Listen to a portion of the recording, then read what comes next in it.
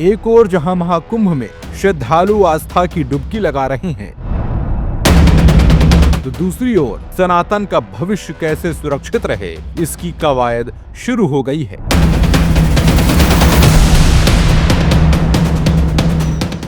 महाकुंभ में आज धर्म संसद बुलाई गई है। इसमें सनातन बोर्ड के गठन का ऐलान होगा। चारों शंकराचार्य, 13 अखाड़े और हजारों साधु संत इस फैसले पर मुहर लगाएंगे।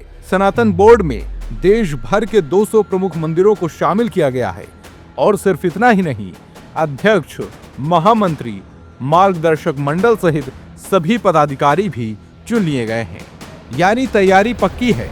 बस आगे की रूपरेखा आज तैयार होगी और इसके बाद इंतजार होगा इसके ऐलान का। अभी तक जो मसौदा बना है उसके अनुसार अखाड़ा परिषद के पदेन अध्यक्ष को ही सनातन बोर्ड प्रमुख की कमान दी जाएगी।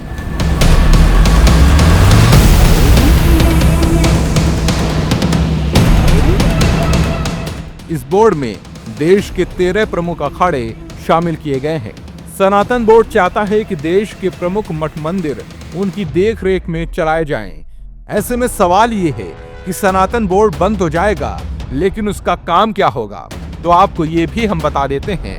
सनातन बोर्ड चाहता है कि देश के प्रमुख मठ मंदिर उनकी देखरेख में चलाए जाएं। इसके लिए उन प्रमुख मंदिरों की सूची भी बना ली गई है जो सनातन बोर्ड का हिस्सा होंगे। इसमें करीब 200 प्रमुख मंदिरों की नाम की सूची बन चुकी है। हालांकि इन मंदिरों की सूची पर अभी फाइनल काम होना बाकी है। कुल मिलाकर कहा जाए तो सनातन बोर्ड चाहता है कि मंदिर सरकारी नियंत्रण से बाहर हों। इसके अलावा बोर्ड चाहता है कि देश में जिन मंदिरों पर कब्जा है उन्हें छुड़ाने के लिए कानूनी लड़ाई लड़ी जाए, धर्मांतरण रोकने के लिए राष्ट्रव्यापी अभियान चलाए जाएं और वेद परंपराओं को बढ़ावा दिया जाए। आज होने जा रही धर्म संसद को आज देवकीनंदन ठाकुर के शांति सेवा शिविर यानी कि सेक्टर 17 में धर्म सभा आयोजित होगी। इसमें सनातन बोर्ड के मसौदे का ऐलान किया जाएगा।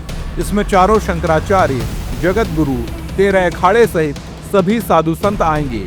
इस धर्म सभा का सबसे बड़ा उद्देश्य यही है कि जब देश में वक्फ बोर्ड बन सकता है तो सनातन बोर्ड क्यों नहीं। इसलिए आज इस धर्म संसद में सनातन बोर्ड पास किया जाएगा। उसके बाद भारत सरकार को भेजा जाएगा ताकि इसे कानूनी रूप से देश भर में लागू किया जा सके। आपको बता दें 16 नवंबर 2024 को दिल्ली में धर्म संसद हुई थी। इसमें कथावाचक देवकीनंदन ठाकुर ने पुरजोर तरीके से सनातन बोर्ड के गठन की मांग उठाई थी।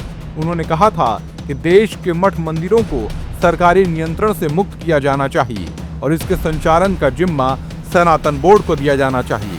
दरअसल बीते साल तिरुपति बालाजी मंदिर के प्रसाद में मिलावट का मामला सामने आने के बाद सनातन बोर्ड की मांग ने जोर पकड़ा था। इसके बाद ही धीरे धीरे देश भर के साधु संत इस मांग के लिए एकजुट होना शुरू हो गए हैं। स्पेशल डेस्क, खबर चौक।